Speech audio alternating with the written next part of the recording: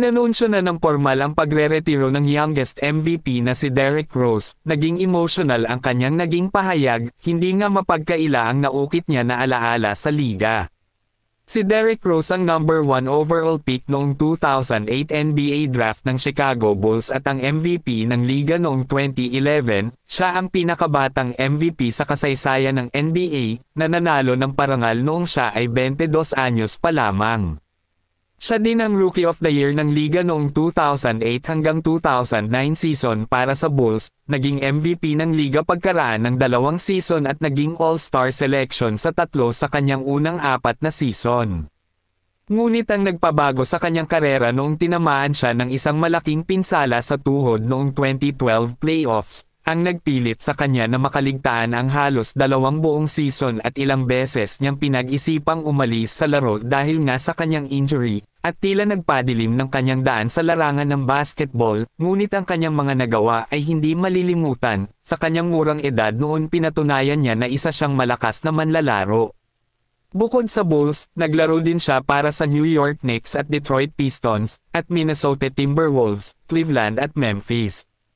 Ang lahat ng team na yan ay pinasukan niya sa kabila ng pagbagsak ng kanyang karera. Talaga naman na hindi biro ang kanyang pinagdaanan, siya nga ay dumaan sa maraming operasyon sa tuhod sa paglipas ng mga taon. Nagtagal siya sa panahon ng 2017 hanggang 2018 season na halos hindi naglaro na umupo sa halos 2 buong season, pagkatapos ng pinsala sa tuhod noong 2012 kung saan dapat siya ay nasa kanyang prime na manlalaro. Nag-average si Rose ng 17.4 points at 5.2 assists sa 723 regular season games. At nag-average siya ng 21 points bawat laro bago ang injury.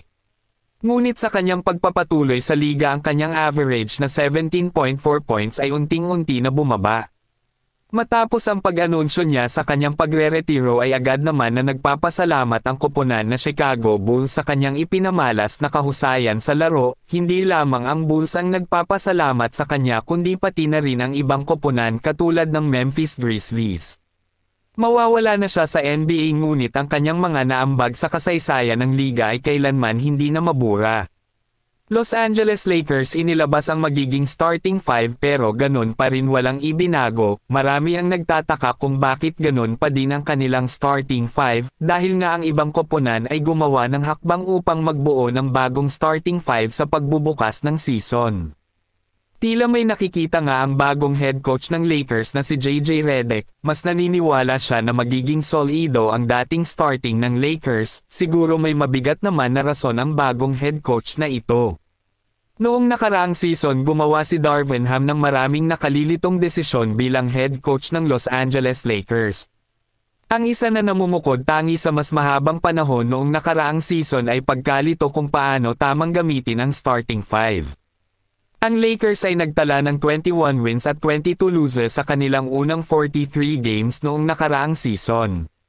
Sa kanilang ika-44 na outing, nag-umpisa na doon ang kanilang kampanya na kumpiyansang manalo laban sa Portland Trail Blazers. Doon na pagtanto na isama niya sa panimulang linya sina LeBron James, Anthony Davis, D'Angelo Russell, Austin Reeves at Rui Hachimere. Ang unit na iyon ay naging 18-6 na record bilang mga starter ng laro. Mas naging pabor sa kanila noon ang panalo dahil nga sa starting 5 na napagtanto. Kung naunang nagamit ni Darvin Ham sa lineup na iyon, maaaring hindi pa sila na-relegate sa play-in tournament.